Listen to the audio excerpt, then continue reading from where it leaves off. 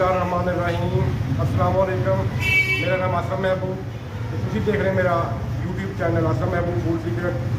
अज असीं बनावांगे 10 kilo chicken gravy जिहड़ी बड़ी मज़े की बनती है ते बनाउणी भी बड़ी आसान है। ते आओ असीं 10 किलो चिकन ग्रेवी बनाउणा शुरू करदे हां। ਉਹਦੇ वास्ते असीं सब तो पहले प्याज कटांगे। बिस्मिल्लाहिर्रहमानिर्रहीम।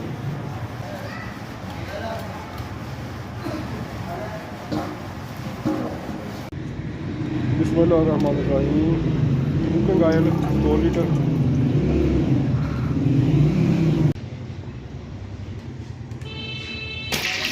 बिस्मिल्लाहिर्रहमानिर्रहीम। प्याज 2 किलो।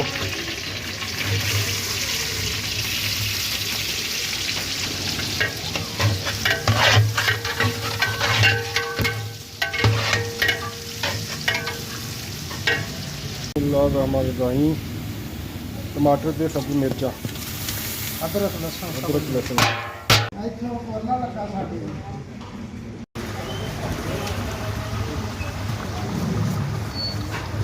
जी ड्राई मसाले जोड़े आ वो असीं ऐड करांगे देग च।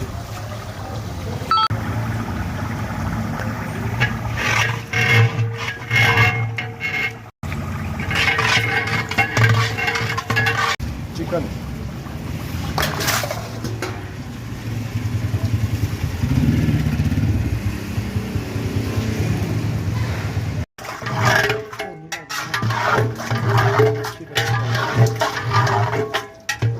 Cream daily daily fresh cream. हाँ क्या बात है, क्या बात है। देखो जी साला जी देग का मसाला चिकन मसाला ग्रेवी बड़ी मजे की तैयार हो गई। मैं देखो दोस्तों साला माशाल्लाह 10 किलो चिकन ग्रेवी बिल्कुल तैयार है। तुसीं देख सकते हैं बड़ा ही मज़े का तैयार होया माशाल्लाह।